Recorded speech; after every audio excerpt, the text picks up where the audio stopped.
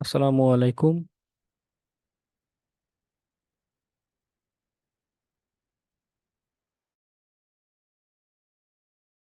ওয়ালাইকুম আসসালাম।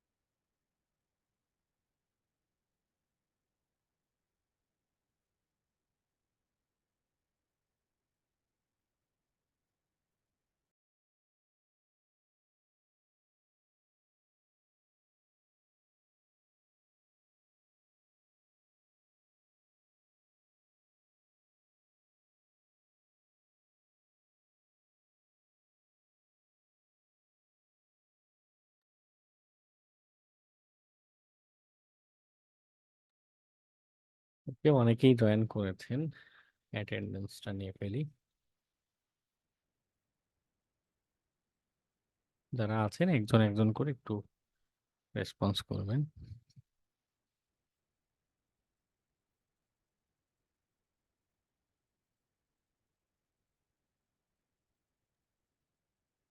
হ্যাঁ, 9 আছে, 9।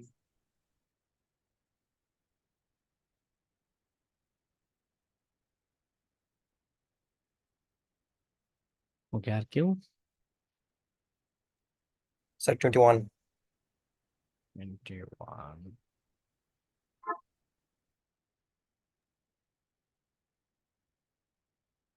So 26.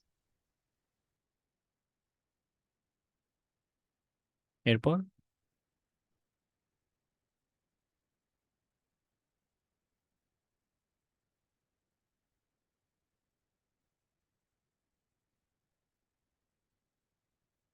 টোয়েন্টি-ফাইভ। ভাইয়া 41। Sir, 46. 28.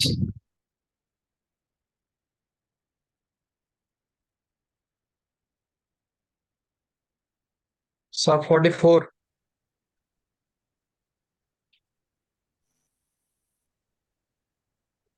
আর কেউ?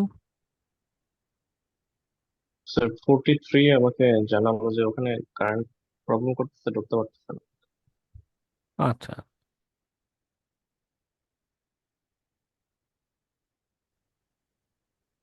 Have 51.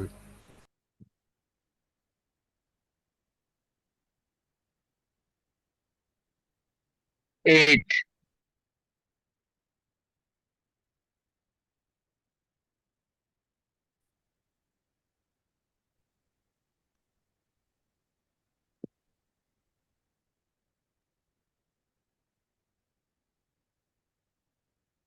এরপর 6, 8, চার্টে একজন 38 নম্বর দিছে মনে হয়।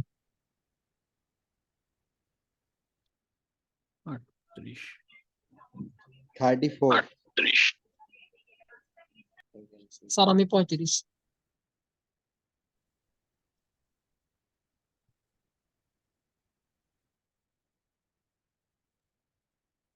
স্যার আমি তো 27 নম্বর ক্লাসে ছিলাম। 34 দিয়েন।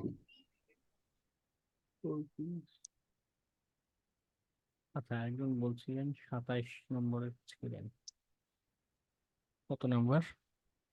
27 স্যার। না, আপনার এটা 15। সিরিয়ালটা বলবেন একটু আগে, যিনি 35 বলছেন। স্যার, 35। আচ্ছা আচ্ছা, ওকে। এরপরে 47, 23, 24।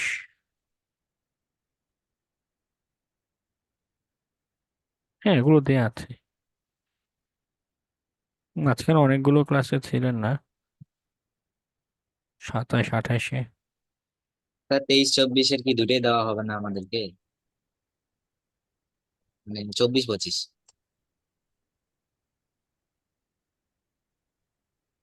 না না, 24-25।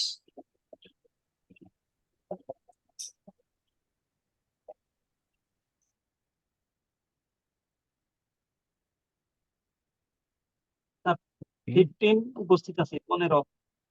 হ্যাঁ দিয়েছে, আমি খেয়াল করেছি আপনি সবার আগে জয়েন দিয়েছেন আজকে। জি জি, মানে ওই হঠাৎ মাইক্রোফোনের সমস্যা হচ্ছে, না, ডিসকানেক্ট অসুবিধা হয়ে নেই। গেছিল। ওকে, অসুবিধা নেই, আমি অ্যাটেন্ডেন্স দিয়ে দিয়েছি। 3 স্যার।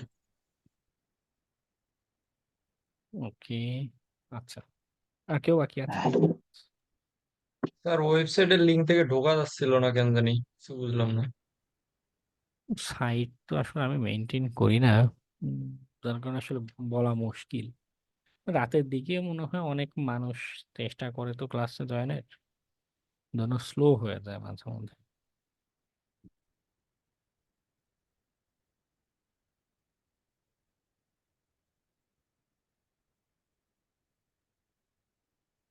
আসসালামু আলাইকুম স্যার।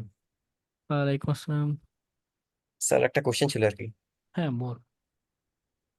স্যার বলতে চাচ্ছিলাম যে আমরা যারা মিড টু এক্সাম দিয়েছি এবং আমাদের যাদের প্রজেক্ট অংশটিতে ভুল হয়েছে, কিন্তু তারা তো স্যার এমসিকিউ মার্ক পেয়েছে, এই স্যার এমসিকিউ মার্কটা কি যোগ হবে না স্যার, যেহেতু তারা সাবমিট করেছে স্যার? হ্যাঁ দিয়েছি তো, যাদের সাবমিশন পেয়েছি টাইমলি সবারই যেখানে দেয়া, ফেল করলেও যেটা দিয়েছে সেটা এখানে অ্যাড করা। স্যার 21 একটু দেখান তো স্যার। কত? 21 সিরিয়াল। 21 না মিরাদুল স্যার, আমারটা Islam. Mid mid two sir mark দেওয়া হয়নি স্যার, ও 74। তো আমি টাইমলি সাবমিশন পাইনি তাহলে। ঠিক আছে, না স্যার, এক্সাম টাইমলি টাইমলি দিছে স্যার, আমাকে এখানে দেখাইছে স্যার 74।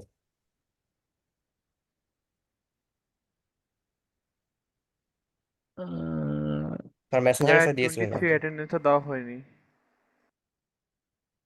মেসেঞ্জে একটু ওটা ছবিটা দিতে পারেন চ্যাটে। জি স্যার। আচ্ছা, হ্যাঁ বলুন স্যার আপনাকে আরেকজন। নকও দিয়েছিলাম আর কি মেসেঞ্জারে। অনেক স্টুডেন্ট নক দেয় তো, আসলে খেয়াল রাখা সম্ভব হয় না। আচ্ছা স্যার, সমস্যা নেই, আমি দিয়ে দিয়েছি। আচ্ছা, একটু এখানে ভাইয়া দিন। অ্যাটেন্ডেন্স ভাইয়া 23। 23।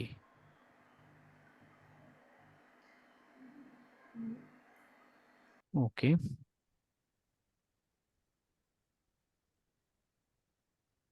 গতদিন আমরা বাঘ হান্টিং এর ইন্ট্রোডাকশন করেছিলাম। ওদের পলিসি নিয়ে কেউ স্টাডি করেছিলেন বাসায়? বলেছিলাম কয়েকটা পলিসি পড়ার জন্য, দেখার জন্য, কারণ তাতে কি হবে, একটু আইডিয়া হবে যে কি ধরনের উইকনেস তারা দেখতে চায়, কোন ধরনের উইকনেসে কেমন পেমেন্ট বা কি অ্যাপ্রোচ, এবং ওখান থেকে যদি কারো কনফিউশন থাকে সেটা শেয়ার করার জন্য বলেছিলাম।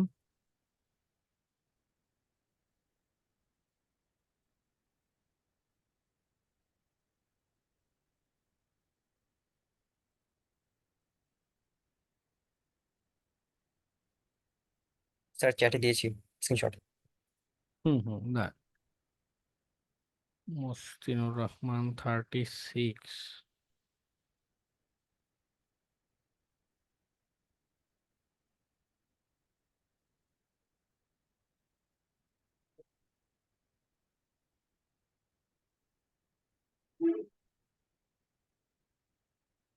ওকে,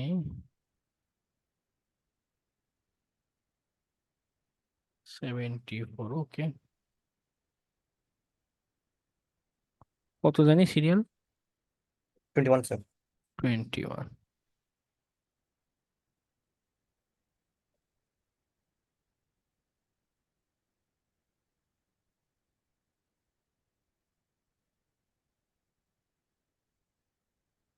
আচ্ছা,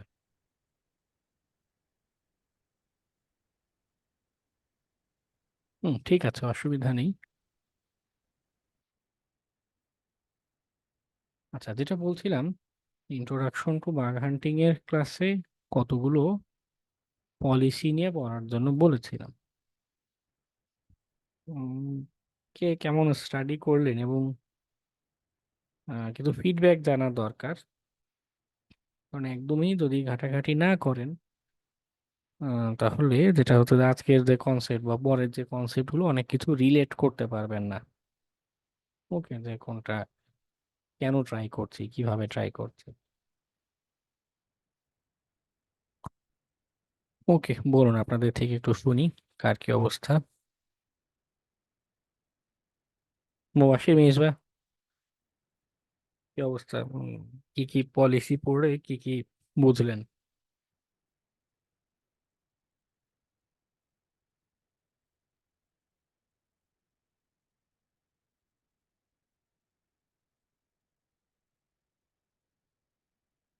ক্লাসে আছেন মিসবাহ সাহেব?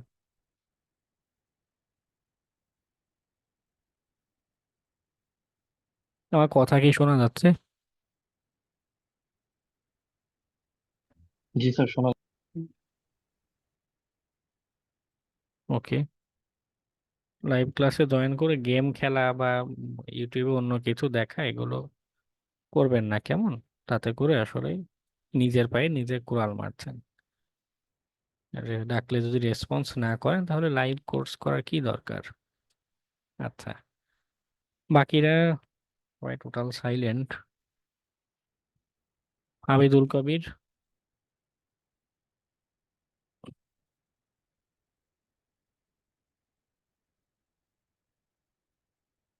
আচ্ছা আচ্ছা, অনেকগুলো দেখেছেন। ওদের পলিসি গুলো নিয়ে কিছু স্টাডি করেছিলেন? পলিসি গুলোতে, আচ্ছা, পলিসিটা নিয়েও একটু সময় দেন, কেমন? যেহেতু অলরেডি ভিডিও দেখছেন। ওকে, যে কোন ধরনের উইকনেস কিভাবে অ্যাকসেপ্ট করে। ওকে, যেমন একটা ক্লজ কেউ কেউ বলে যে যে একটা সিঙ্গেল কোনো রুট কজ থেকে উইকনেস হচ্ছে, ফর এক্সাম্পল কোন একটা ফিল্টার ডিজেবল করা নেই, ওই একটা রুট কজের কারণে দুই তিন রকমের বাগ খুঁজে পাওয়া যাচ্ছে। তো এইটাকে কিন্তু আপনি দুই তিনটা বাগ রিপোর্ট করতে পারবেন না, বা করলে অ্যাকসেপ্ট করবেন না। এটাকে ওয়ান বা সিঙ্গেল বাগ হিসেবে বিবেচনা করবে। এরকম আরো বেশ কিছু পলিসি আছে, মেকানিজম আছে। স্যার আসসালামু আলাইকুম। জি স্যার, আমি ওয়ালাইকুম আসসালাম। টয়লেটে গেছিলাম একটু। আমার হচ্ছে ওকে, মানে হেডফোনটা নিয়ে গেছিলাম তো সাথে, তাই আচ্ছা, ভেরি মাইক গুড। তো আর নাই, মাইক তো আলাদা আমার।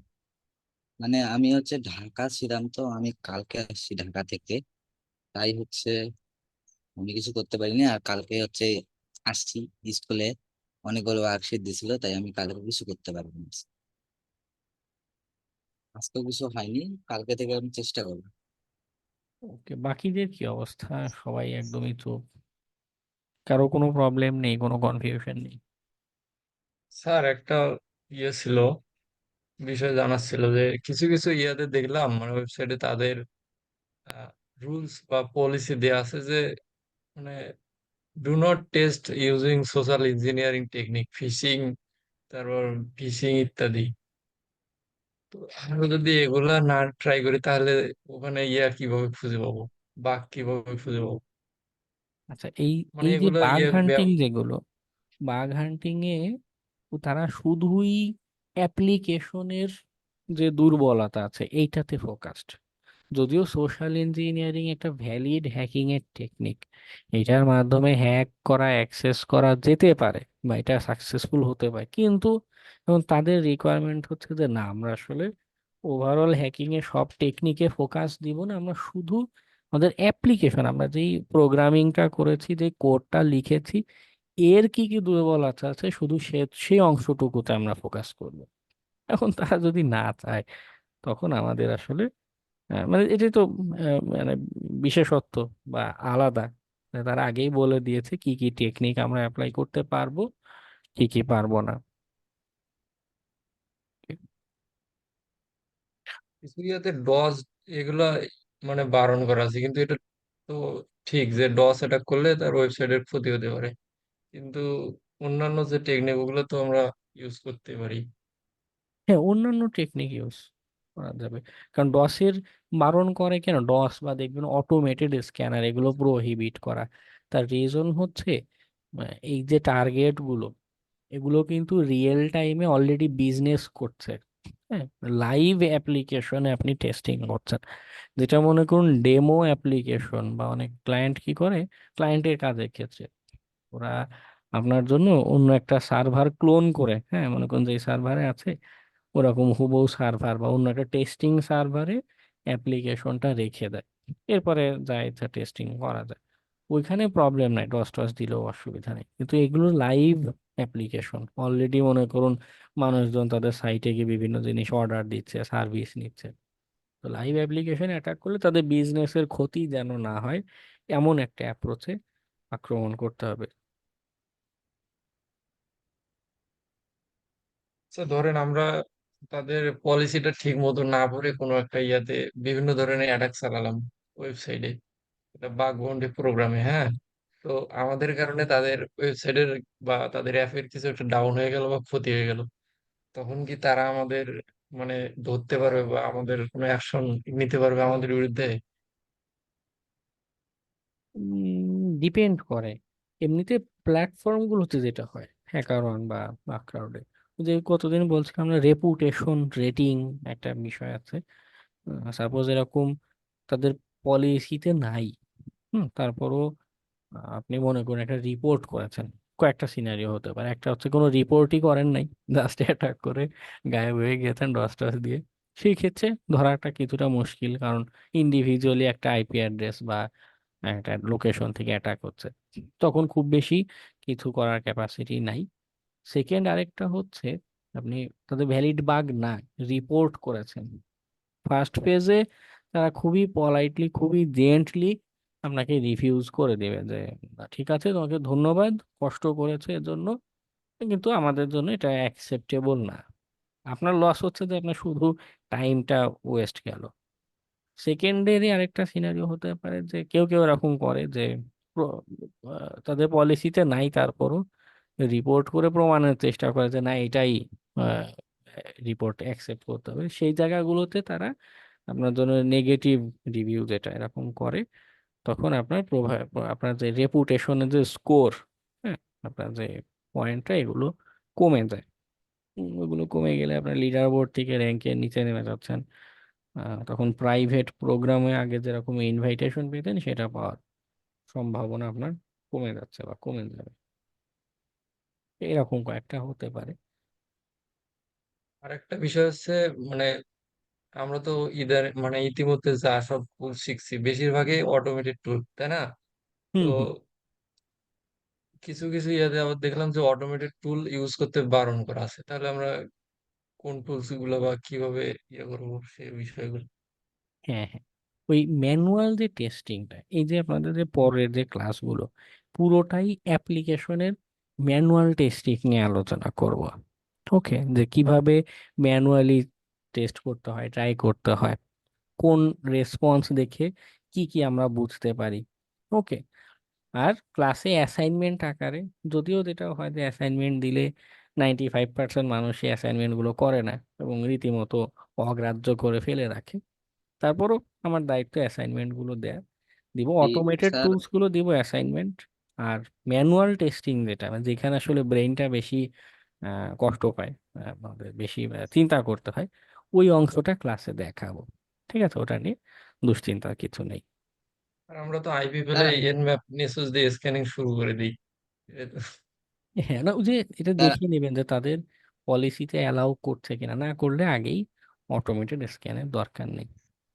আপনি কি লাস্ট 3টা অ্যাসাইনমেন্টের মানে মার্ক দিছিলেন? খুব সম্ভবত দিয়েছিলাম এটার আপনাদের ব্যাচে অথবা ওই আগের ব্যাচটাতে, যাই হোক। না স্যার, আমাদের 3টা ব্যাচে দেন হ্যাকিং নাই। 3, হ্যাকিং 4, হ্যাকিং 5, হ্যাঁ দেননি, কারণ ওখানে এখনো টার্নিং লেখা আছে। তাই নাকি? আচ্ছা ঠিক আছে, চেক করে দিব এক সময়।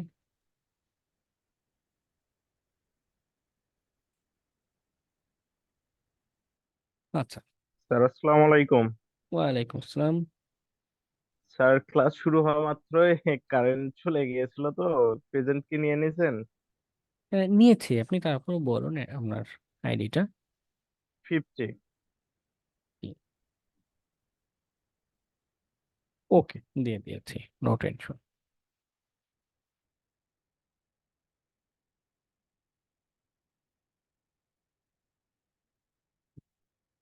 আচ্ছা, আমরা ওয়েবের এনুমারেশনের আলোচনায় যাব।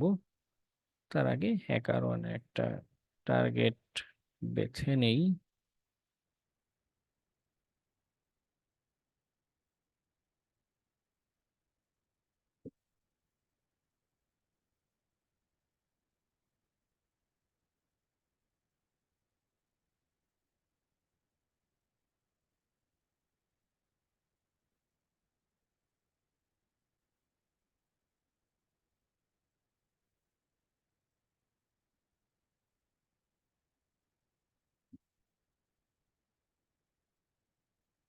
আচ্ছা, এখানে স্কোপ জিনিসটা নিয়ে কয়েকটা জিনিস আমাদের বোঝার আছে।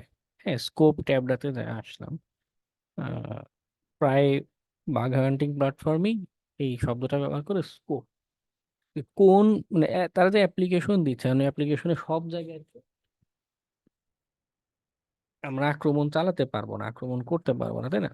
নির্দিষ্ট কিছু অ্যাপ্লিকেশনে তারা লিমিট করে দিতে পারে। ওকে, যেমন এই যে NBA.com, তারা বলে দিয়েছে cms.nba.com। ওকে, এই এনুমারেশনের জন্য আমাদের দরকার যায়, আমরা নেটওয়ার্ক অ্যান্ড সিস্টেম হ্যাকিং এ কি করছিলাম যে আমি এনুমারেট করছি। এনুমারেশন ছাড়া আমি অর্থহীন, আমার কাছে যদি ইনফরমেশন না থাকে, আমার কাছে যদি তথ্য না থাকে, ঠিক আছে, আমি কি করতে পারবো না, কোনো ডিসিশন নিতে পারবো না, কোনো কি ট্রাই করব, কি টেস্ট করব, কিছুই বুঝে উঠতে পারবো না, তাই না? আচ্ছা, তো ওয়েবের ক্ষেত্রেও আমার এনুমারেট করা দরকার, তথ্যের দরকার। কিন্তু তথ্য নিতে গেলে সিস্টেমের ক্ষেত্রে যেরকম আইপি অ্যাড্রেস বলা থাকে, যে এইদার এরকম 10.10.1.12 এই আইপি অ্যাড্রেস, অথবা সে হয়তো একটা সাবনেট বলে দিচ্ছে যে এই সাবনেটে যত আইপি অ্যাড্রেস আছে সবগুলোতে টেস্ট করতে হবে। এটা সিস্টেম বা নেটওয়ার্কের ক্ষেত্রে প্রযোজ্য। ওয়েবের ক্ষেত্রে ক্লায়েন্ট বা বাগ হান্টিং এ তারা কি করে, তাদের ডোমেইন, সাবডোমেইন এই জাতীয় নির্দিষ্ট করে দেয়। Okay, এখানে একটা টার্মিনোলজি আছে, সাব ডোমেইন। এটার সাথে একটু হয়তো আপনারা আগে থেকে পরিচিত, তারপরও ছোট করে একটু ইন্ট্রোডাকশন দিই। অনেক প্রতিষ্ঠান আছে, তাদের মূল যে ডোমেইন, যেমন উদাহরণ হিসেবে facebook.com এর কথা যদি বলি, তাদের মূল যে ডোমেইন, এটা তো তাদের মূল ডোমেইন। বিজনেস পার্সপেক্টিভে অথবা অ্যাপ্লিকেশনের পার্সপেক্টিভে আলাদা সাব ডোমেইন দিতে পারে। যেমন মোবাইলে যারা ফেসবুক চালান, সেখানে কি হয়, m.facebook.com ব্যবহার করে। এম কি হচ্ছে? এম হচ্ছে মূল যে facebook.com ডোমেইন, তার একটা অংশ, ঠিক আছে? এবং এটা কি করছে, ডেডিকেটেডলি মোবাইলের জন্য তারা ছেড়ে দিয়েছে এই ডোমেইনে। আপনি মোবাইলের অ্যাপ্লিকেশনে যে কমিউনিকেশন হবে, m. দিয়ে, এই ইউআরএল দিয়ে কমিউনিকেশনটা হবে। ওকে, আচ্ছা, এরপর আরেকটা, এখন সবাই যে সাবডোমেইনই ব্যবহার করবে এমন না। হতেই তো পারতো facebook.com যদি এভাবে বলতো যে না, আমরা এভাবে না, এইভাবে অপারেট করব। হতেই পারে যে facebook.com/মোবাইলে গেলে আপনার মোবাইলের ভার্সনটা শো করছে বা মোবাইলের ভার্সনটা দেখাচ্ছে, সেটাও হতে পারতো। কেন হয়নি? কারণ এটা মূলত নির্ভর করে বিজনেস ওনারদের উপরে। তারা কখনো কখনো তাদের ব্র্যান্ড, যেমন এম ডট কি করেছে ব্র্যান্ডিং এর জন্য হয়তো, বা তাদের কোনো একটা ফাংশনালিটির জন্য তারা কি রেখেছে। এটা পুরোটাই নির্ভর করে বিজনেসের উপরে। যেমন এই যে google.com, একটা সময় ইমেল বা ম্যাপস ব্যবহার করি না আমরা, গুগলের maps.google.com, এইভাবে ইউআরএল ছিল। এখন আর maps.google.com নেই, মানে ম্যাপস নামের আলাদা সাবডোমেইন দেয়নি তারা, এখন google.com/maps এইভাবে অপারেট করে। এটা তাদের মন মর্জি, তারা আসলে কেন। আমার যেটা মনে হয় যে তারা google.com-কে সামনে রেখেছে ব্র্যান্ডিং এর জন্য, মার্কেটিং পারপাসে আলাদা রেখেছে, যে সব google.com তার একটা সার্ভিস ম্যাপস। ওকে, কেউ কেউ সাব ডোমেইন বলতে দিতে পারে তাদের মূল ডোমেইনের সাথে, কেউ কেউ এই যে এখানে ম্যাপসটা হচ্ছে আমার ডিরেক্টরি। ওকে, ডিরেক্টরি বা ফোল্ডার, কেউ সাবডোমেইন দিতে পারে, কেউ ডিরেক্টরি দিতে পারে, এটা ইটস আপ টু দেম। আমরা যখন এনুমারেশনে কাজ করছি তখন সাবডোমেইনের কনসেপ্টটা দরকার। আবার একটা বিষয় হলো সাবডোমেইনের সাবডোমেইন হতে পারে, এখানে দিয়েছে, হ্যাঁ এটা, না না এটা একটা ডোমেইন। ফায়ারফক্সের ডিজাইনটা করে ব্রেক HackerOne-এর।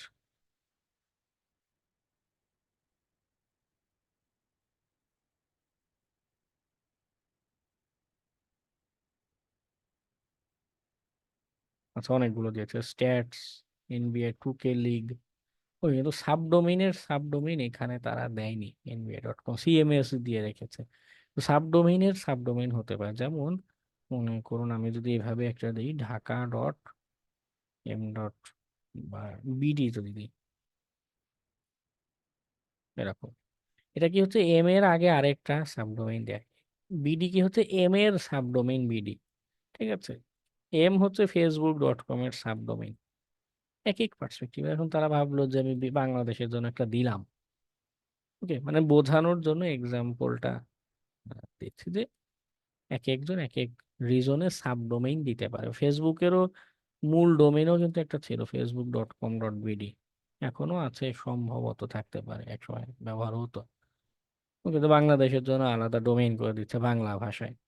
এভাবে না দিয়ে তারা এটা সাবডোমেইনও দিতে পারে, তাদের ইচ্ছা। আমাদের এজ এ অ্যাটাকার পার্সপেক্টিভে কি হচ্ছে, এগুলো খুঁজে বের করা দরকার। ডোমেইন বা এই যে facebook.com, যেটা facebook.com, এটাকে বলা হচ্ছে অ্যাপেক্স ডোমেইন, বা মূল ডোমেইন যেটা। আর এর আগে যেটা থাকছে m.facebook.com, এই এমটা হচ্ছে আমাদের সাব ডোমেইন। ওকে, এনুমারেশনের সময় আমাদের কি করতে হবে, ডোমেইন, মূল ডোমেইন, সাব ডোমেইন এগুলো খুঁজে বের করা দরকার। আচ্ছা, তো এইখানে তারা cms.nba.com বলে দিয়েছে, এবং আরো কয়েকটা বলেছে এখান থেকে না, www.id, হ্যাঁ, স্ট্যাটস, সিডিএন নির্দিষ্ট করে বলে দেয়। যদি এমন তারা বলতো star.nba.com, দ্যাট মিনস ওর যত সাবডোমেইন আছে সব আমাদের জন্য টার্গেট, আমরা সেইখানে গিয়ে এনুমারেশন করে টেস্টিং এর কাজ করতে পারি। যখন স্টার দিচ্ছে না, নির্দিষ্ট করে সাবডোমেইন বলে দিচ্ছে, তখন এই স্পেসিফিক সাবডোমেইনটা আপনার টার্গেট, এইখানে গিয়ে আপনি কাজ করতে পারবেন। যদি এইভাবে না বলে শুধু nba.com বলে, এটার মিনিংও হচ্ছে এই ডোমেইনটা আপনার জন্য টার্গেট। ওকে, শুধু nba.com মানে শুধু এর উপরই আপনি সিকিউরিটি টেস্ট করতে পারবেন, অন্য দিক যেতে পারবেন না। যদি স্টার থাকে সেই ক্ষেত্রে ভিন্ন হিসাব। ওকে, যে অল সাবডোমেইন আপনার জন্য টার্গেট।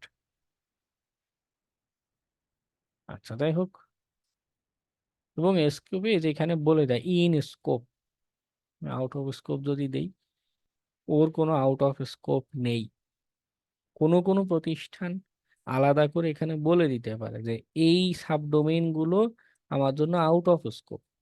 মানে এখানে তো বলে দেয় এগুলো ইন স্কোপ, দ্যাট মিনস এইগুলোতেই আমি টেস্ট করতে পারবো।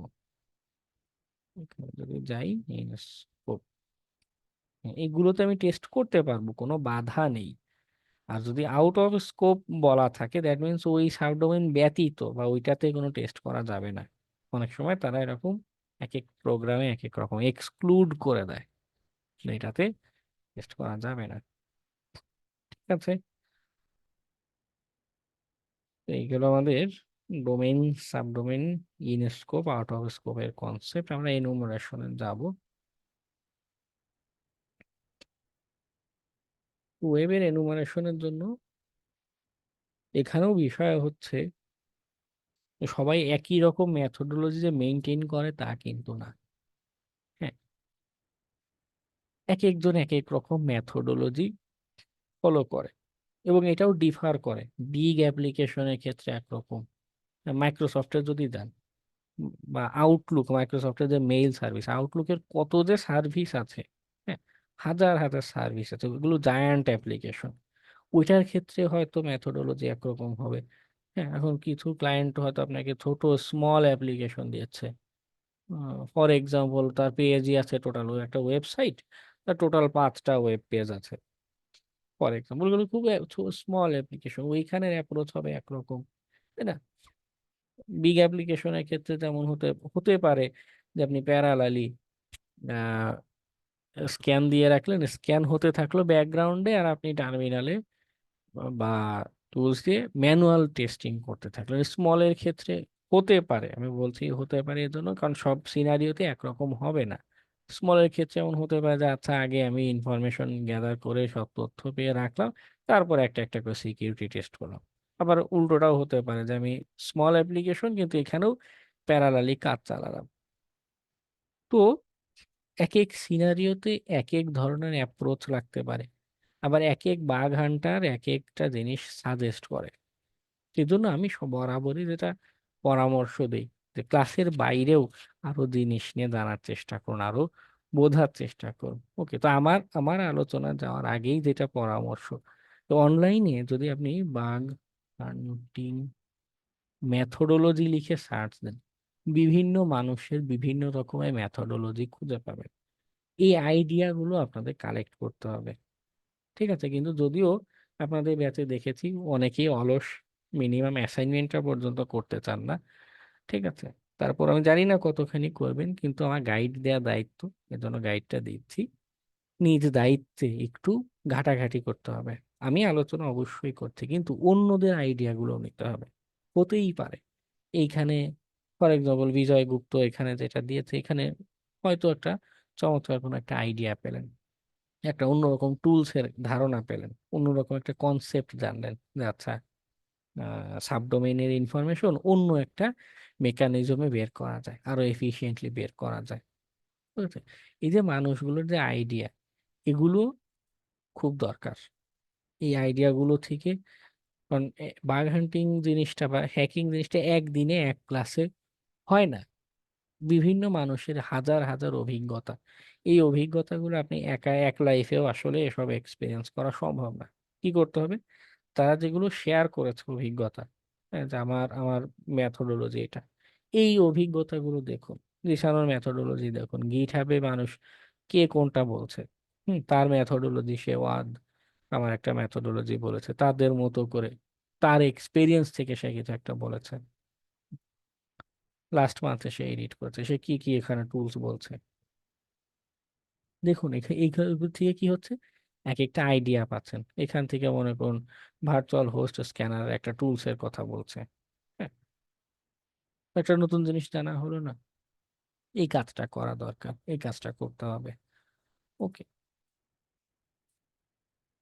আচ্ছা, তো সবার মেথোডোলজি একরকম হয় না, কোনোটাই একদম 100% পারফেক্ট মেথোডোলজি এমনটাও না। তবে এই আইডিয়াগুলো, এই কনসেপ্টগুলো খুঁজে খুঁজে নিয়ে আপনাকে ইমপ্লিমেন্ট করতে হবে, এক্সপেরিমেন্ট চালাতে হবে। আচ্ছা, তো আমরা এনুমারেশনে একটা মেথোডোলজিতে যাই। এটাও বিভিন্ন বড় বড় বাগ হান্টারদের মেথোডোলজি থেকে নিয়ে কনসেপ্টটা দাঁড় করানো। ওকে, তো একদম ফার্স্টে যেটা আমাদের দরকার, বা যেটা আবার এটা আরেকটা বিষয় হচ্ছে, মেথোডোলজি মানে এই না যে সবসময় আমাকে এই সেম প্রসিডিউর সবগুলো করতে হবে। আপনাদের খেয়াল আছে সিস্টেম হ্যাকিং এর সময় বারবার বুঝিয়েছিলাম যে সব জায়গায় যে আমার আগে এনম্যাপ স্ক্যান দিয়ে শুরু করতে হবে তা কিন্তু না। যদি সে স্পেসিফিক করে তথ্য দিয়েই দেয়, হ্যাঁ, তার আইপি অ্যাড্রেস সে নিজেই প্রোভাইড করে দিচ্ছে, তো আমার সেখানে তো পিং রিকোয়েস্ট দেওয়ার আর কিছু নেই, ক্লায়েন্ট নিজেই আইপি অ্যাড্রেস দিয়ে দিচ্ছে। হ্যাঁ, আমার তো তার ফেসবুক প্রোফাইল ঘেটে তাদের ওয়েবসাইটের নাম বের করার কোনো দরকার নেই, ক্লায়েন্ট নিজেই দিয়ে দিচ্ছে। হ্যাঁ, এই যে মেথোডোলজি বা এগুলো দেখাচ্ছি, মানে অনেকেই আছে রোবটের মতো ক্লাসে যেটা দেখায় শুধু অতটুকুই অ্যাপ্লাই করতে পছন্দ করেন। সিস্টেম হ্যাকিং এক্সামেও দেখেছে এরকম, ক্লাসে আইস ক্যাস্ট এক্সপ্লয়েটটা দেখিয়েছিলাম, এক্সামে গিয়ে শুধু সেম জিনিসটাই রান করে বসে আছেন, এর বাইরে যে অন্য কিছু হতে পারে, অন্য মডিউল যে হতে পারে লিটারালি কোনো চেষ্টাই করেননি। যাই হোক, তো রোবটের মতো এরকম বিহেভ করবেন না, আপনি হিউম্যান ইন্টেলিজেন্স, আল্লাহ তাআলা একটা ব্রেন দিয়েছে, এটা একটু খাটাতে হবে। তো যেই টার্গেট বা যেই ক্লায়েন্ট একটা ইনফরমেশন দিয়ে দিচ্ছে, অলরেডি সে এই তথ্যটা দিয়ে দিয়েছে, হতে পারে সে সাবডোমেনের তথ্য নিজেই বলে দিয়েছে, হ্যাঁ, যেমন এই যে এনবিএ, সে বলেই দিয়েছে যে আমার এই এই সাবডোমেন গুলোতে তুমি টেস্ট করবে। তো আমার কষ্ট করে তার সাবডোমেইন এনুমারেশনের কোনো দরকারই নেই, তার ক্ষেত্রে আমার সাবডোমেইন এনুমারেশনের কোনো দরকার নেই, আমি সরাসরি ম্যানুয়াল টেস্টিং বা পরের ফেজে চলে যাব। ওকে, কিন্তু যদি না থাকে, বা আমাদের অ্যাপ্রোচটা কি হতে পারে ইনিশিয়ালি, একটা হচ্ছে অর্গানাইজেশন ইনফো, যদি আমার ইনফরমেশন দরকার পড়ে সেক্ষেত্রে এই আইডিয়াটা ইমপ্লিমেন্ট করতে পারি, আর যদি না দরকার পড়ে করলাম না, যদি এই তথ্য থাকে ইমপ্লিমেন্ট করলাম না। ওকে, সবসময় সবগুলো আমাদের অ্যাপ্লিকেবল না বা দরকার নেই। ওকে, অর্গানাইজেশন ইনফোটা কেন দরকার পড়ে, যদি এমন হয় যে তাদের প্রতিষ্ঠান সম্পর্কে আমার খুব বেশি একটা আইডিয়া নেই, ইনিশিয়ালি তাদের সরাসরি ওয়েবসাইটে ভিজিট করাটাই বেটার অ্যাপ্রোচ। nba.com যে বলছে যে গিয়েই দেখি না তারা কিসের বিজনেস, এবং এটা কেন দরকার, দরকার হতে পারে তাদের মাইন্ড সেট বোঝার জন্য। ওকে, যেমন nba.com তারা খেলার ইনফরমেশন, টিকিট হয়তো সেল করবে, এই ডাটা এনবিএ টিকিটস, টিকিটের সাইট, এখন তার কাছে হয়তো এখানে ফিনান্সিয়াল ট্রানজেকশন কিছু একটা হবে, টাকা পয়সা ট্রানজেকশন হবে না, তারা টিকিট কাটতে গেলে টাকা পয়সা লাগে। তো এইটা তাদের জন্য একটা কি বলে ইম্পর্টেন্ট অ্যাসেটের জায়গা, ডিজিটাল অ্যাসেট, এইখানে কোনো আক্রমণ হলে বা কোনো আহ, কিছু একটা করা গেলে এটাকে তারা সেনসিটিভ হিসেবে বিবেচনা করবে।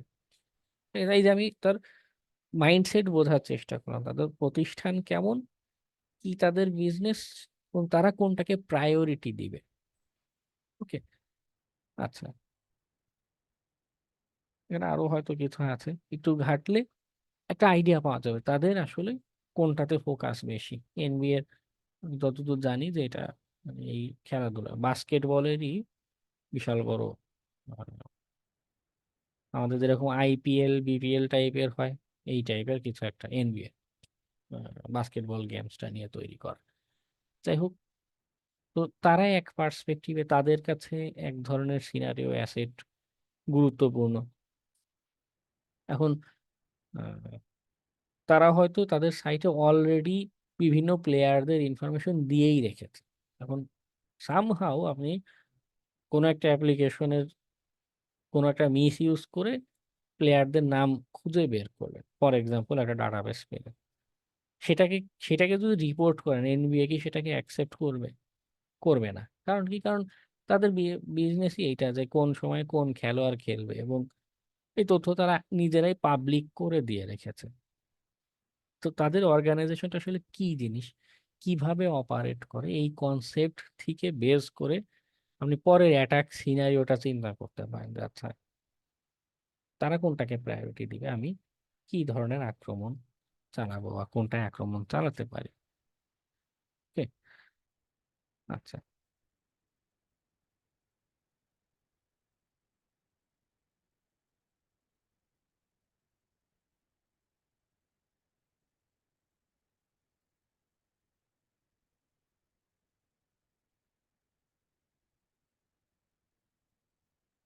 অর্গানাইজেশন ইনফো পাওয়ার পরে আরেকটা, হুম, আচ্ছা, একটা তো তাদের সাইট থেকে একটা আইডিয়া পেলাম, সাইট আইডিয়া। আরেকটা হলো তাদের এএসএন নাম্বারটা যদি পাওয়া যায়। এএসএনটা হচ্ছে নেটওয়ার্ক গ্রুপ বোঝায়, নেটওয়ার্ক গ্রুপ। নেটওয়ার্ক গ্রুপের একটা আইডি থাকে, এবং এই এএসএন নাম্বারটা যদি পাই, এটা মাল্টিপারপাস, আমাদের সাবডোমেইন খুঁজে বের করা, তারা কোথায় হোস্ট করছে কি করছে এই টাইপের আইডিয়া পেতে হেল্প করছে। এএসএন নাম্বারটা কিভাবে পেতে পারি? একটা সাইট আছে, নেট ক্রাফট সাইট রিপোর্ট। অবশ্য শুধু যে আমাদের এএসএন নাম্বারই বের করে তা কিন্তু না, মাল্টিপল ইনফরমেশন সে বের করে দিতে পারে। একটা টার্গেট যদি দেই, তার সাইট টেকনোলজি জাতীয় বিভিন্ন তথ্য বের করার চেষ্টা করে। ওকে, আচ্ছা, আমরা এটাতে যাই, nba.com।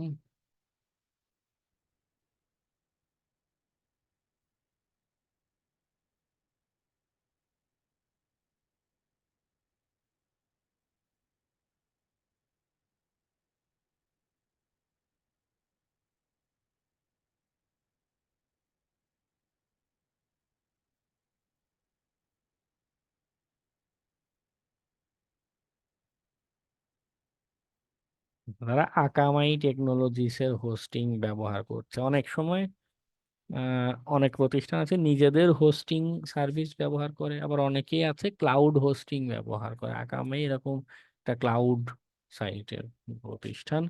এইখানে দেখুন এভিভো অটোনোমাস সিস্টেমের যে একটা নাম্বার দেয়, এএসএন নাম্বার, এটা আমাদের কাজে লাগে। একটু পরেই কিছু টুলস এর দেখাবো। ওদের আইপি অ্যাড্রেসের সাথে তো ওরা মনে হয় ভিপিএন লাগায় রাখছে, যাতে কেউ কিছু না করতে পারে সহজে। ভিপিএন না, এখানে অন্য কিছু টেকনোলজি। কেউ কেউ লোড ব্যালেন্সার, কেউ কেউ ফরওয়ার্ড প্রক্সি অথবা রিভার্স প্রক্সি ব্যবহার করে, আবার অনেক সময় সিডিএন আমাদের রিপ্লাই দেয়। যার কারণে এই জায়গাতে আহ, বিশেষ করে এরকম ওখানে ভাইরাস টোটাল লেখা ছিল, ওটা তো একটা VPN এর ইয়ে না? না, এখানে যেটা হয়, ওরা ব্যাকগ্রাউন্ড থেকে নয়েজ আসছে।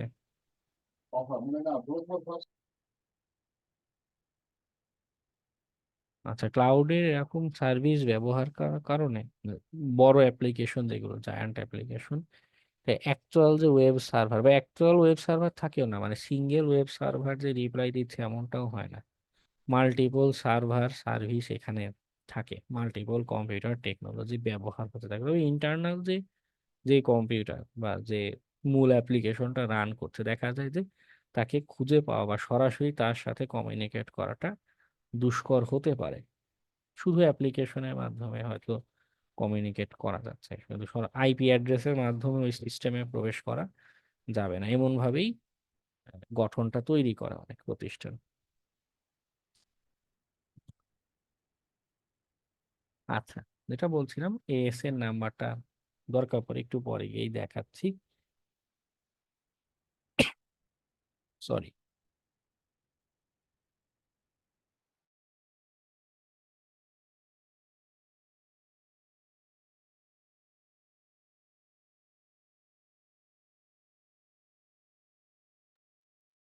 এরপর আরেকটা হচ্ছে আমাদের রিভার্স কুইজ। আপনাদের প্যাসিভ রিকন রুমটা যেটা দিয়েছিলাম প্রায় 1 মিনিট, ওখানে এই রিলেটেড কিছু ট্রাস্ট করেছিলেন কুইজ ডাটা। এখান থেকে আইডিয়া পাওয়া যায় যে এটা কাদের নামে রেজিস্ট্রি করা। কুইজ ডাটা, রিভার্স কুইজে কি হয়, রিভার্স কুইজ ডাটা যেটা করে যে আমার যে nba.com, এটা আর কার সাথে রিলেটেড, কোন কোন ডোমেইনের সাথে কানেক্টেড, এমন ইনফরমেশন গুলো আমাদের বের করে দেখায়। ওকে, আমরা এখানে এক্সাম্পল হিসেবে একে নিয়েছি। একে দিয়ে এক্সাম্পল গুলো দেখাই। এ হচ্ছে টার্গেট nba.com।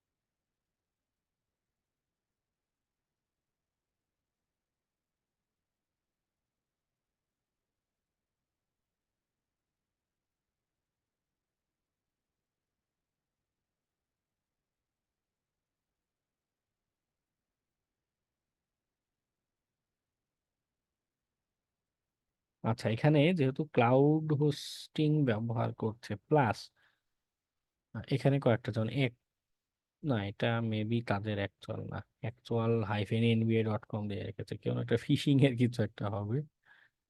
ওকে, তারা যেখান থেকে রেজিস্টার করেছে হুইজের কোন একটা প্রোটেকশন জাতীয় ব্যবহার করা অথবা ক্লাউড হোস্টিং যেটা ব্যবহার করছে, তার কারণে এমন হচ্ছে যে তার nba.com এর সাথে রিলেটেড অন্যান্য আদার্স দেখাচ্ছে, কিন্তু এগুলো সরাসরি nba.com এর না। ক্লাউডে কি হয়, একটা সেম নেটওয়ার্ক গ্রুপে মাল্টিপল সাইট বা সার্ভিস হোস্ট করা থাকে। ঠিক আছে, তো লুক আপ করলে অন্যদের ইনফরমেশন গুলো আমাদের এখানে শো করছে, যারা পুরোপুরি রিলেটেড না। তবে পাওয়া যেতে পারে কিছু টার্গেটের ক্ষেত্রে, আমরা আইডিয়াটা বাদ দিব না, বাদ রাখবো না, যদি এখান থেকে কিছু পাওয়া যায়। ওকে, আচ্ছা, রিভার্স কুইজ সাইটের অ্যাড্রেসটা .io ছিল, এটা একটা। এরপর আইডিয়া হচ্ছে সাব ডোমেইন খুঁজে বের করা। এটা এটা ইম্পর্টেন্ট পার্ট, কারণ কি হয়, অনেক সাব ডোমেইন থাকতে পারে, যত সাব ডোমেইন পাবো তত আমাদের জন্য বেটার। তবে এনবি এর ক্ষেত্রে সে বলেই দিয়েছে আমার এই কটা সাব ডোমেইনে টেস্ট করতে পারবো, এখানে বলে দিয়েছে। তো এর বাইরে সাব ডোমেইন খোঁজার কোনো দরকার নেই, কিন্তু অন্যান্য টার্গেটের ক্ষেত্রে সাব ডোমেইন অনেক থাকতে পারে। তাদের ক্ষেত্রে আমার করণীয় কি, বা আমরা কি করতে পারি?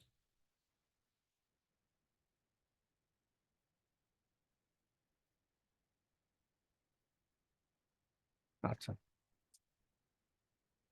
সাবডোমেন খুঁজে বের করারও কয়েকটা টেকনিক আছে, সবগুলোই দেখাই যখন যেটা কাজে লাগে। একটা ইনিশিয়াল টেকনিক হচ্ছে google.com, খুব চমৎকার ভাবে সাবডোমেইন খুঁজে বের করে দিতে পারে। সাপোজ আমি যদি বলি সাইট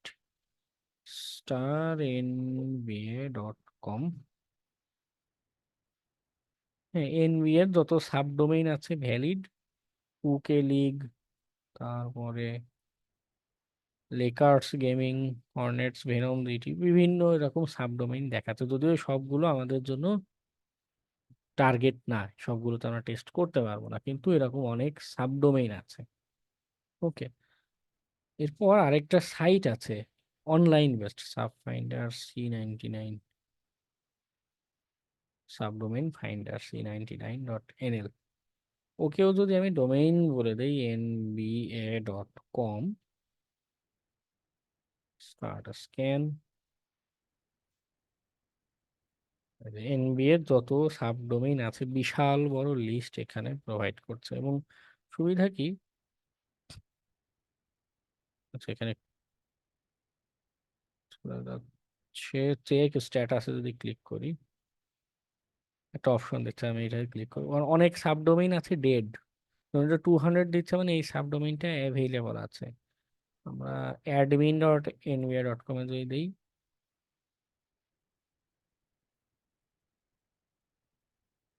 তা খুব সম্ভবত নেই বা বাইরে থেকে অ্যাক্সেস দিবে না, অ্যাডমিন তো সেন্সিটিভ। হ্যাঁ, ডাউন দেখাচ্ছে। ওকে, এটা একটা টেকনিক, গুগল একটা টেকনিক। আবার আরেকটা টেকনিক আছে, সেটা হলো আমাদের কালি রিল্যাক্সের টুলস।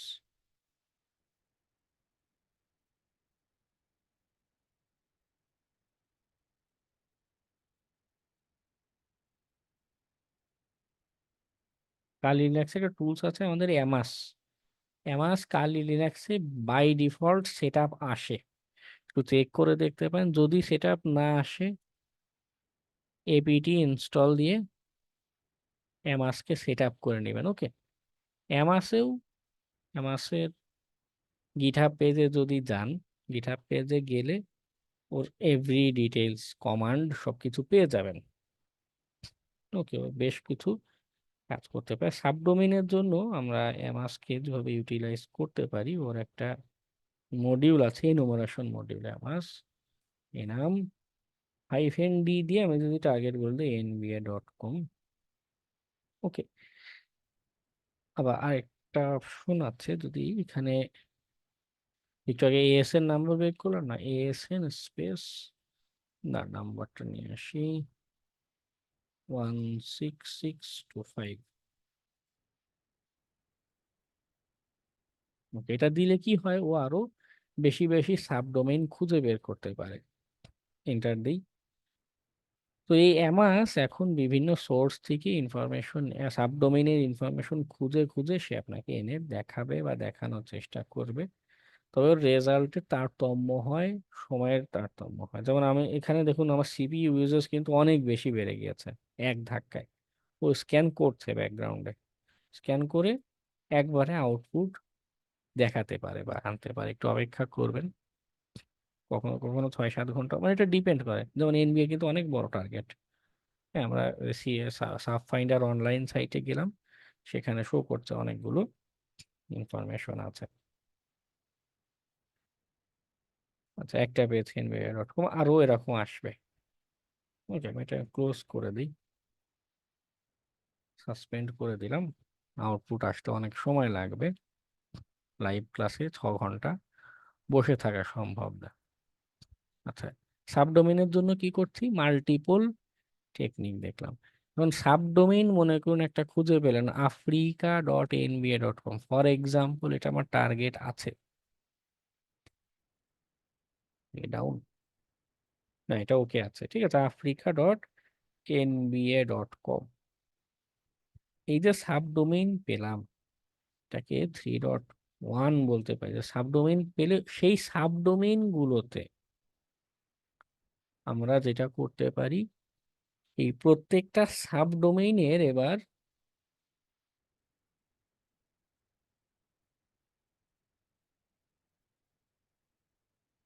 ডিরেক্টরি বের করা দরকার। ডিরেক্টরি প্লাস প্যারামিটার বের করা দরকার। ওকে,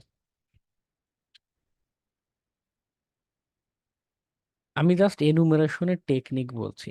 আমি আবারও রিপিট করি, একটু আগে বলছিলাম যে যা যা মেথডই দেখাচ্ছি সবগুলো যে সব জায়গায় অ্যাপ্লিকেবল তা কিন্তু না। এখন যদি এমন হয় যে যে এটা যেমন সাবডোমেইন অলরেডি দেয়া, আমার আর খোঁজার দরকার নেই, যদি এমন হয় যে এখানে ডিরেক্টরি দেখাই যাচ্ছে, তারপর আমরা ডিরেক্টরি ব্রুট ফোর্স দিব, অনেক সময় অনেকে হিডেন ডিরেক্টরি বা মিসকনফিগার ডিরেক্টরি থেকে যেতে পারে।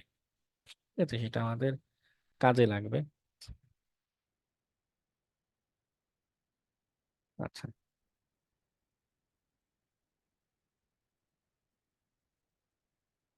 এই যে আমি পেলাম, এটা ডিরেক্টরি ব্রুট ফোর্সের চেষ্টা করতে হবে প্রত্যেকটা সাবডোমেইনের জন্য।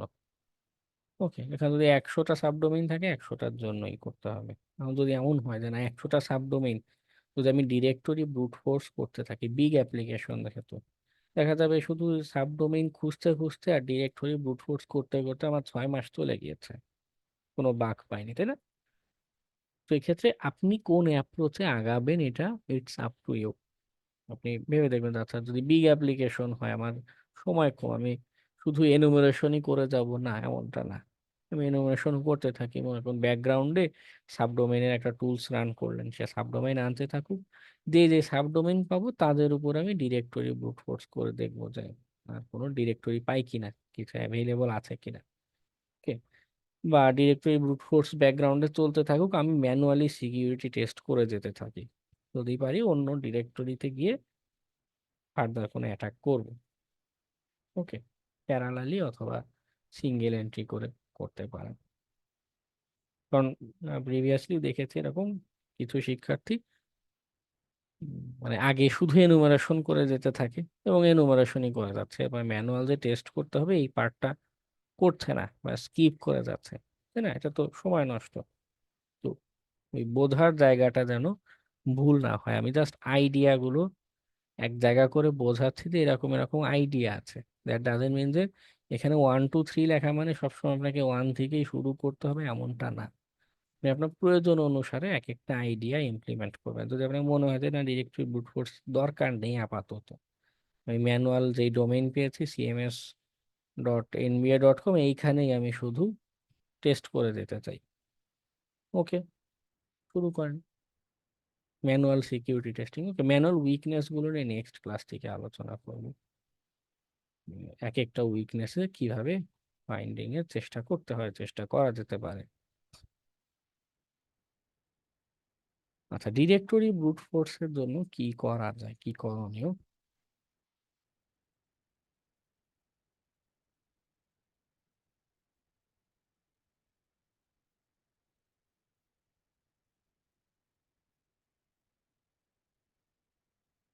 সবসময় যে আগেই ডিরেক্টরি ব্রুট ফোর্স দিব এমনটাও কিন্তু না। আবার একটু এখানে আসি, যেমন এই যে সাইটটা, আমি চোখে দেখে ভিজুয়ালি এর ডিরেক্টরি খোঁজার চেষ্টা করতে পারি, তো এখানে নাই কিছু। আমি একটু এনভিএতে যদি যাই,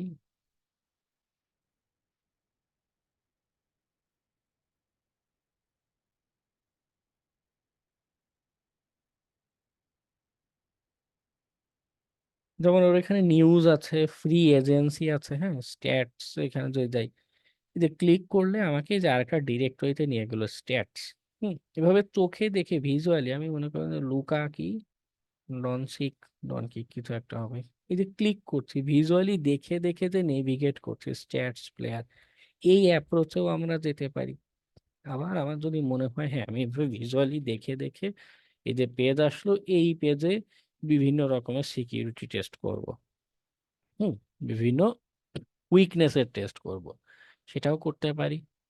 আবার যদি মনে হয় যে না আমি একটা ব্রুট ফোর্স চালাই দিই, এই যে আমার স্ট্যাটস পেজ বা এই যে .com এর পরে আর কি কি এরকম ডিরেক্টরি আছে, ঠিক আছে, সেগুলো আমাকে খুঁজে বের করে দেখাবে, হুম, এই কাজটা করতে পারি।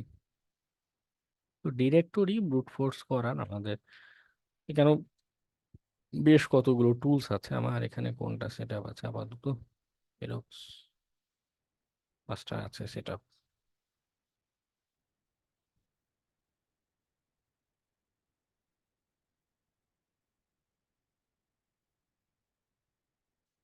এই যে ফেরক্স বাস্টার, গিটহাবে এর ডেবিয়ান ফাইলটা পাবেন।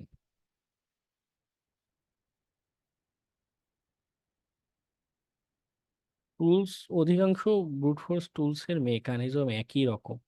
যদি আপনার মনে হয় যে না এর চেয়ে ভালো আরো কোনো টুলস পেয়েছি, অন্যদের মেথড রয়েছে, সেটাও ব্যবহার করতে পারেন, কোনো বাধা নেই, ঠিক আছে, সেম মেকানিজম অধিকাংশই।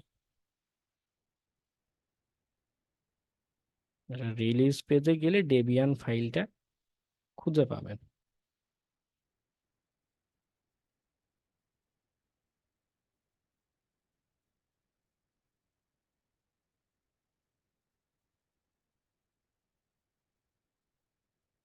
AMD, AMD জিপ ফাইলটা ডাউনলোড করতে পারেন, জিপ ফাইল ডাউনলোড করে আনজিপ করলে এই ডেবিয়ান ফাইলটা খুঁজে পাবেন। অথবা নিচে কি অবস্থা, ডেবিয়ান ফাইল রেখেছে না, সব জিপ ফাইল আকারে রেখেছে, নো প্রবলেম, জাস্ট ডাউনলোড করে আনজিপ করলে আপনার এটা যে শো কোনো একটা করবে। ওকে, যে আপনার .debian ফাইলটা, আচ্ছা এটা ডেবিয়ান ফাইল, সুডো dpkg-i, সেইটা আমাদের ইনস্টলের কমান্ড, sudo dpkg-i ফেরক্সের ডেবিয়ান ফাইলটা রান দিবেন, সেট আপ হয়ে যাবে।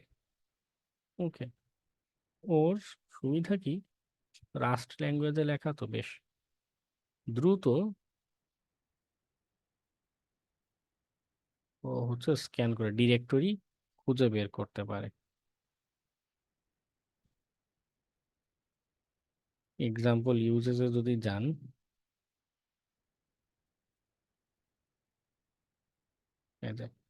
হাইফেন ইউ দিয়ে ইউআরএলটা বলে দিবেন, কোন ইউআরএল এ আপনি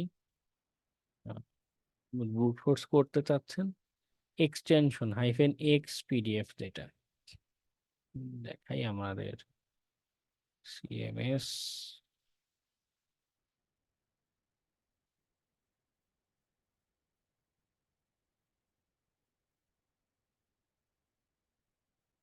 ওকে, আমাদের ইউআরএল হচ্ছে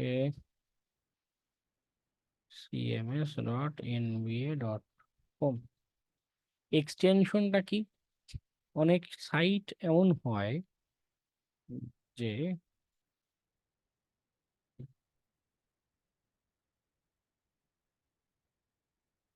এখানেই দেখাই,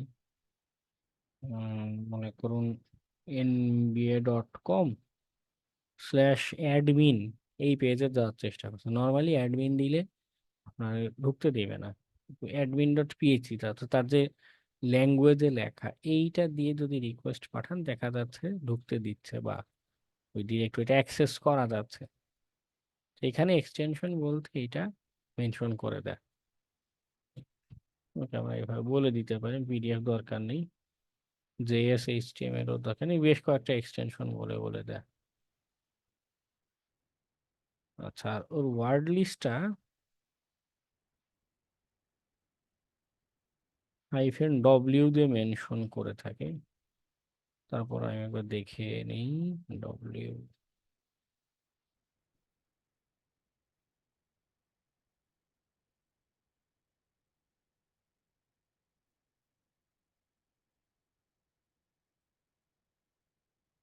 হ্যাঁ -w দিয়ে ওয়ার্ড লিস্ট, যে আমি কোন ওয়ার্ড লিস্টটা ট্রাই করবো এখানে। আপনাদের মনে থাকার কথা, পাসওয়ার্ডে অ্যাটাক ক্লাসে সেক লিস্ট দেখিয়েছিলাম। সেক লিস্টে কি হয়, ওয়েবের অনেক অনেক রকম কন্টেন্ট সেখানে রয়েছে। সেক লিস্ট ডিরেক্টরি ওয়ার্ড লিস্ট।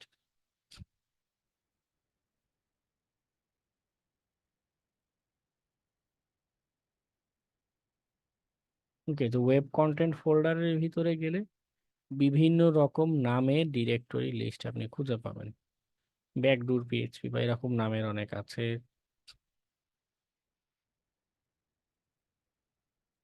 এই যে directory list 1, 2, medium, big, small. Initially যদি সময় থাকে মিডিয়াম দিতে পারেন, অনেকগুলো ডিরেক্টরি নাম সেখানে আছে, সে ট্রাই করবে। আমি স্মলটা দিই, যদি চেকলিস্ট পুরোটা ডাউনলোড করা থাকে তো বেটার, যদি না থাকে সেক্ষেত্রে সিম্পলি এই লেখাটাকে কপি করে একটা টেক্সট ফাইলে নিয়ে রান করতে পারেন।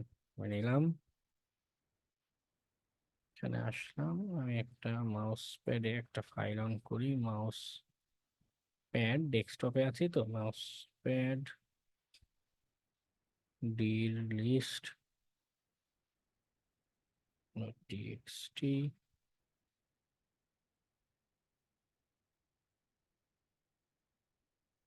ওকে, সবগুলো ডিরেক্টরির নাম নিয়ে চলে আসলাম কপি করে।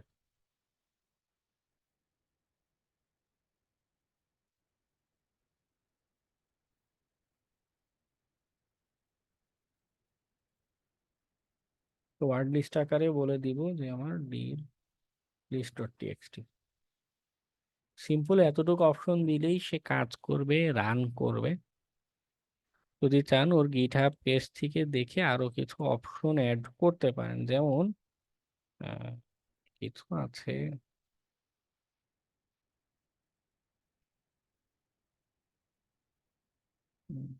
দাঁড়ান সার্চ দেই গুগলে, feroxbuster HTTP code filter by status. Filter status 301 দিলে কি হবে, যদি রিডাইরেক্টের কোনো কোড আসে, এইচটিটিপি কোডগুলোর মিনিং আছে। 200 মানে হচ্ছে যেটাতে অ্যাক্সেস করা যাচ্ছে, যে পেজটা অ্যাভেইলেবল আছে। এখানে যেরকম দেখাচ্ছিল 200, দ্যাট মিনস এটা অ্যাভেইলেবল, এখানে যাওয়া যায়, এটা অ্যাক্সেস করা যায়। তো আমি ফেরক্স বাস্টার কমান্ড দিয়ে এরকম ফিল্টার করে দিতে পারি। ওকে, আমার রিডাইরেক্ট যদি হয় ওগুলোর দরকার নেই, শুধু আমার 200 এর গুলো দেখো। ইনিশিয়ালি একটা রান দিই আমরা, অল স্ট্যাটাস করে, আমি যেহেতু দিইনি অল গুলোই রান করবে। 302 এটা শো করছে, আমি এটা টার্মিনেট করে দিই। হাইফেন হাইফেন ফিল্টার স্ট্যাটাস,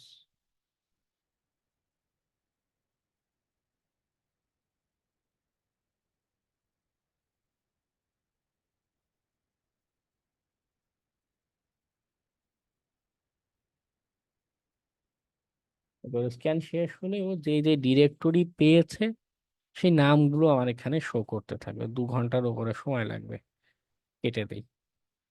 ওকে, 2 ঘন্টা সময় লাগবে। যে যে ডিরেক্টরি গুলো পাবে আউটপুটে দেখাবে। এইখানে দেখুন,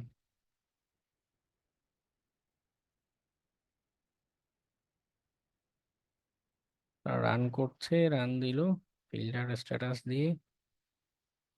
এই যে যে ডিরেক্টরি পেয়েছে, যে ডক্স,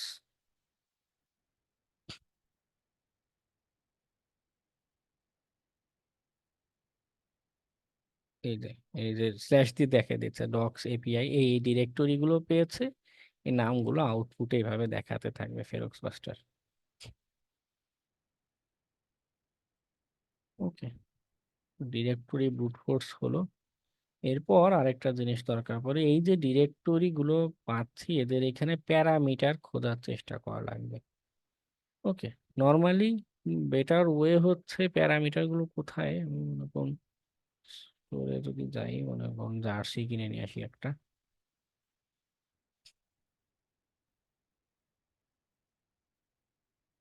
আমি শিকাগো বুলসের জার্সি অর্ডার দিতে চাই।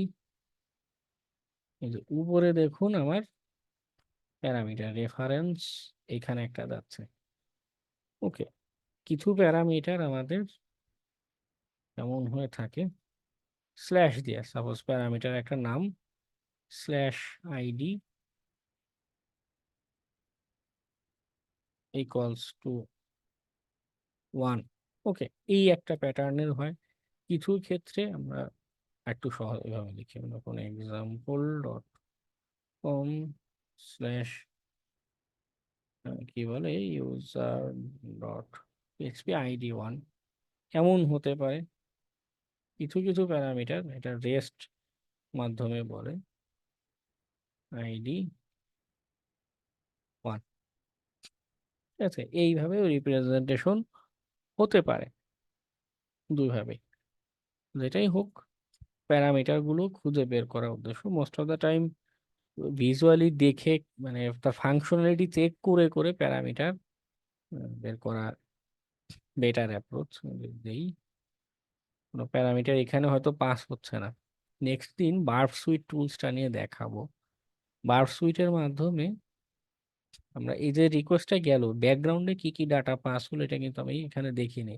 বার্ব সুইট দিয়ে এই ডাটাগুলো আমরা ধরতে পারি বা ধরতে পারবো। ওকে, ওইখান থেকেও কিছু প্যারামিটার এদের ইউআরএল থেকে অথবা বার্ব সুইট দিয়ে অর্থাৎ পোস্ট মেথডে কোনো ডাটা যদি যায়, সেইখানে কি প্যারামিটার পাস হচ্ছে সেটা ক্যাচ করতে পারবো। ওকে, তো আমরা কি কি করতে পারি, অর্গানাইজেশন ইনফো এখান থেকে আইডিয়া নিতে পারি, কুইজ সার্চ করে আইডিয়া নিতে পারি, সাবডোমেইন খুঁজতে পারি মাল্টিপল টেকনিকে।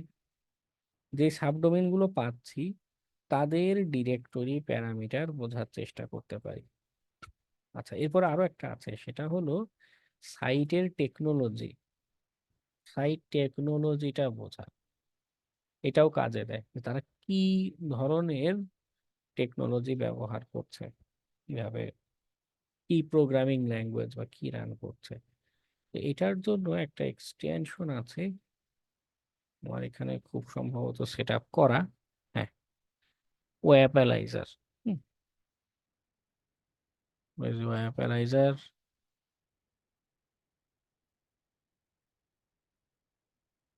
আপনার যে ফায়ারফক্স বা ক্রোম যেটা আছে এখানে গেলেই ওয়্যাপালাইজার পাবেন, অ্যাডে ক্লিক করলে চলে আসবে।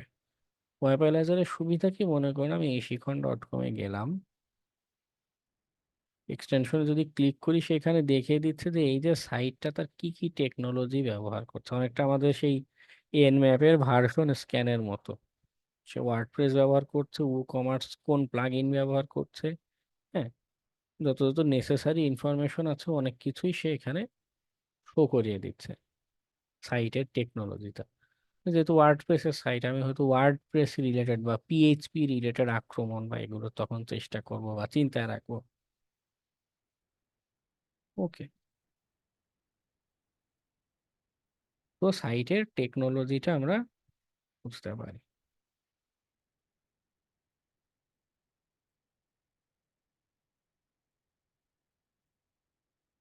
ঠিক আছে, এনুমারেশনের অনেকগুলো আইডিয়া শেয়ার করলাম এবং আবারও পরামর্শ, অন্যদের আরো যে আইডিয়াগুলো আছে এগুলো কিছু এক্সপ্লোর করুন। ও আর কি টুলস আছে, আমি হয়তো এখানে সাবডোমেনের অ্যামাস টুলস এর কথা বললাম, আর কি টুলস নেই? অবশ্যই আছে, সেগুলো একটু এক্সপ্লোর করুন, দেখুন। এবং বাসায় যেটা করবেন যে বাগ হান্টিং প্ল্যাটফর্মে কোনো একটা টার্গেটকে ধরে তার উপরে সাবডোমেইনের এনুমারেশন করবেন। ওকে, এনুমারেশন করে সাবডোমেইন গুলো খুঁজে রাখবেন। নেক্সট ক্লাসের আগে আমি আপনাদের গুগল ক্লাসরুমে অ্যাসাইনমেন্ট ওপেন করে দিব। ঠিক আছে, ওইখানে যে যে সাবডোমেইন গুলো খুঁজে পাচ্ছেন একটা টেক্সট ফাইল আকারে রাখবেন, সেটা অ্যাসাইনমেন্ট আকারে সাবমিশন নিব। ওকে, আচ্ছা ঠিক আছে, তাহলে আমাদের এনুমারেশনের স্যার আলোচনা। আমরা যখন হচ্ছে এনুমারেশন করে যখন আমরা স্যার এনুমারেশন করে স্যার এক একটা সাইটের চেক করতে থাকবো, এটা তো ওনারের তো কোনো বোঝার তো কোনো চান্স নাই, না? না, আছে। আমরা যখন এই হিট করছি আমাদের নিজেদের মেশিন থেকে, হ্যাঁ, মনে করুন ফেরক্স বাস্টার দিয়ে যখন স্ক্যান দিচ্ছি, তখন আমাদের আইপি বা এই রেকর্ডগুলো কিন্তু ওদের কাছে থেকে যায়। যদি কোনো ফায়ারওয়াল বা এই জাতীয় কিছু ব্যবহার করে সরাসরি আইপি অ্যাড্রেস সেখানে লগ থেকে যাবে। এমনিতেও তাদের আইপি নেটওয়ার্কিং যে ডিভাইসগুলো বা সার্ভারের লগে থেকে যায় যে কোন আইপি অ্যাড্রেস থেকে কি ধরনের রিকোয়েস্ট পাঠাচ্ছে।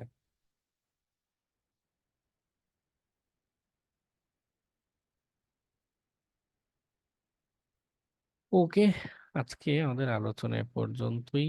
সবাই একটু অ্যাসাইনমেন্ট যেটা কথা বললাম খেয়াল করে অবশ্যই করে রাখবেন। ওকে, সবাইকে শুভরাত্রি। আসসালামু আলাইকুম।